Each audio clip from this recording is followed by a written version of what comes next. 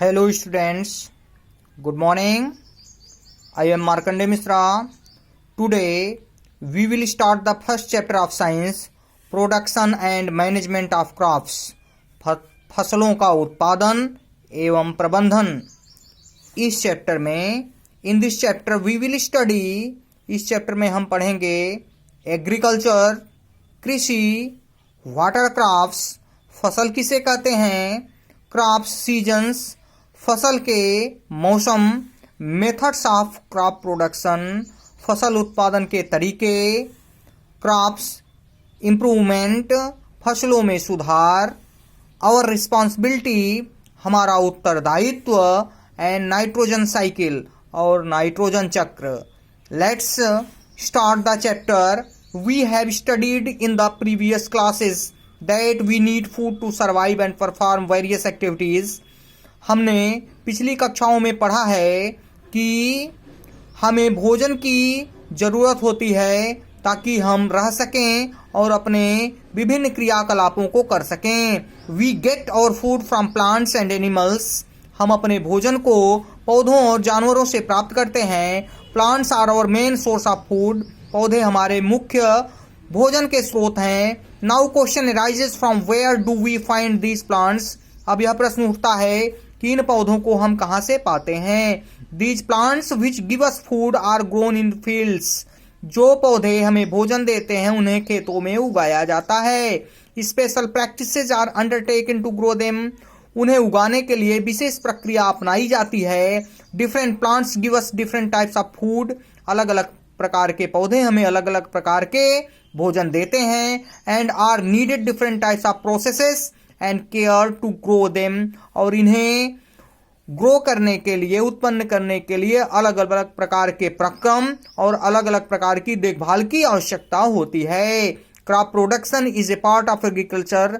फसल उत्पादन कृषि का एक भाग है. It is believed that the evolution of crop production took place about 10,000 years ago. यह माना जाता है कि फसल उत्पादन की प्रक्रिया लगभग 10,000 सालों पूर्व से ही हो रही है. Before this period early man lived A nomad life.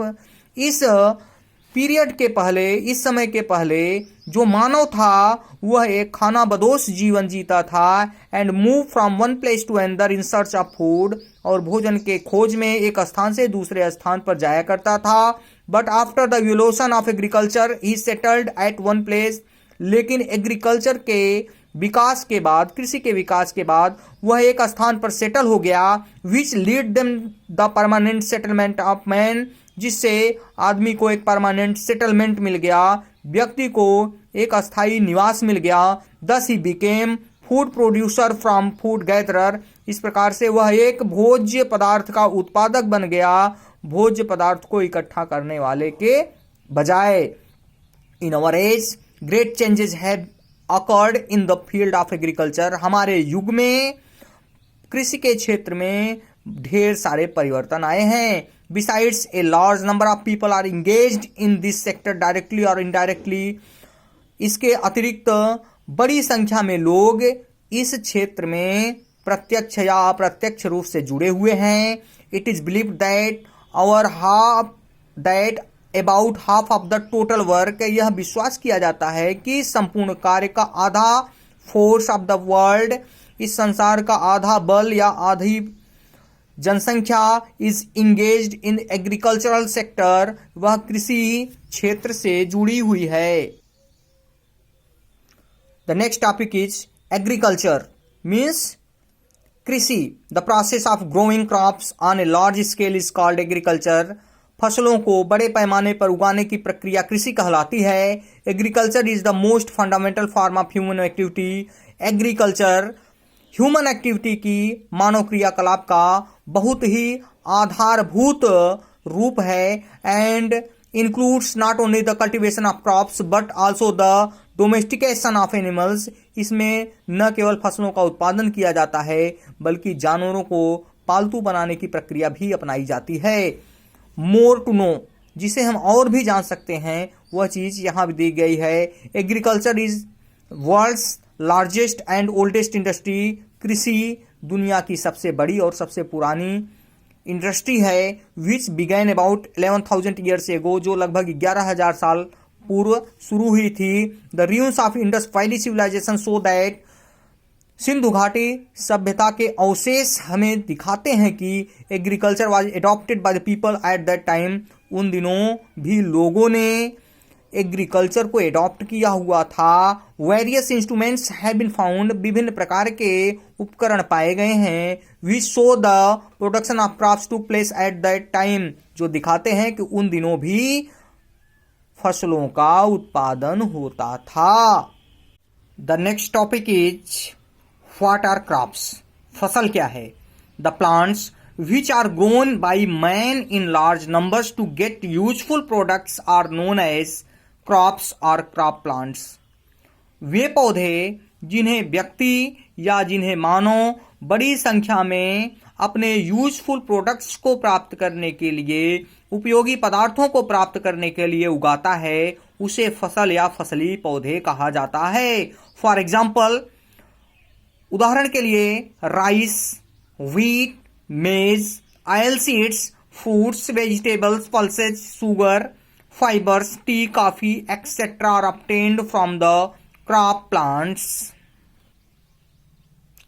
जैसे चावल, गेहूं, मक्का, तिलहन, फल, सब्जियां, दाल, चीनी, रेसे, चाय, कॉफी, ये सभी क्रॉप प्लांट्स से प्राप्त किए जाते हैं।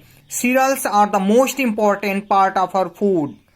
अनाज हमारे भोजन के सबसे महत्वपूर्ण भाग हैं, because they contain adequate amount of energy and other nutrients, क्योंकि इनमें पर्याप्त मात्रा में ऊर्जा और अन्य पोषक पदार्थ पाए जाते हैं। Therefore cereals crops are grown in large scale, इसलिए सीरियल क्रॉप्स को, फसलों को, अनाजों को बड़े स्केल पर उगाया जाता है। बिसाइड्स सीरियल्स, इसके अतिरिक्त अनाज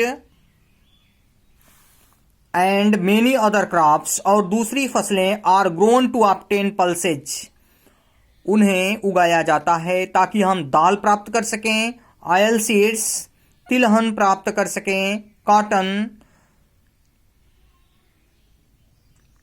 सूती वस्त्र प्राप्त कर सकें, जूट प्राप्त कर सकें, शुगर, चीनी प्राप्त कर सकें, टी, चाय प्राप्त कर सकें, कॉफी प्राप्त कर सकें, रबर और कोकोनट प्राप्त कर सकें। The next topic is crop seasons. फसलों के मौसम। Crops are grown according to seasons. फसल मौसम के अनुसार उगाई जाती है। Some crops are grown in winters while some crops are grown in summers. कुछ फसलें जाड़ों में और कुछ फसलें गर्मी में उगाई जाती हैं। A winter crop may not grow in hot season. Winter crop को, जाड़ों की फसल को गर्मी के मौसम में नहीं उगाया जा सकता है। सिमिलरली, इसी प्रकार से a crop of hot season, एक गर्मी के फसल को may not grow in winter, उसे जाड़े में नहीं उगाया जा सकता है। There made two chief crop seasons in our country. हमारे देश में दो प्रकार के मुख्य क्रॉप सीजन, फसल के मौसम पाए जाते हैं। फर्स्ट इज खरीफ। पहला खरीफ की फसल है। It is an Arabic word that means autumn. यह एक अरबिक शब्द है जिसका अर्थ होता है पतझड़।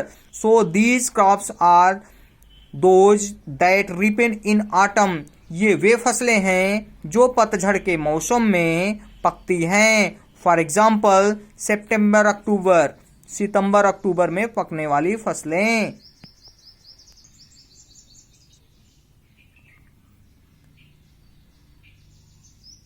Clearly they are sown in June and July. इसलिए स्पष्ट है कि ये फसलें जून और जुलाई में बोई जाती हैं। इन अदर वर्ड्स, दूसरे शब्दों में, kharif season of crops last from June to October. फसलों का खरीफ सीजन जून से अक्टूबर तक होता है। Chief crops of this season are maize, rice, millet, moles, hemp and jute. इस फसल की मुख्य फसलें हैं maize, rice, millet, moles, hemp and jute.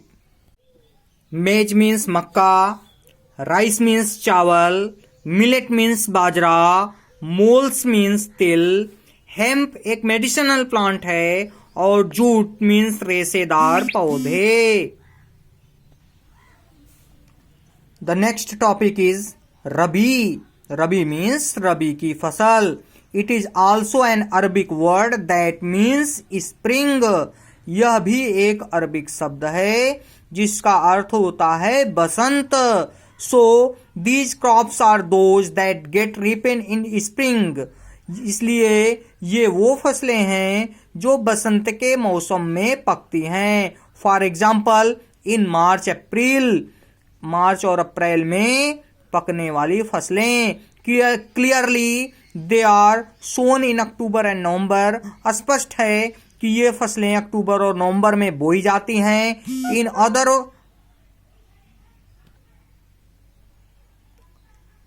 Words rabi season of crops last from November to April. Rabi का सीजन नवंबर से अप्रैल के बीच में होता है। Chief crops of this season are wheat, mustard, gram, peas, carrots and potatoes. इस फसल की मुख्य फसलें हैं गेहूं, सरसों, चना, मटर, गाजर और आलू। That's all for today. We will meet in the next video tomorrow. Thank you.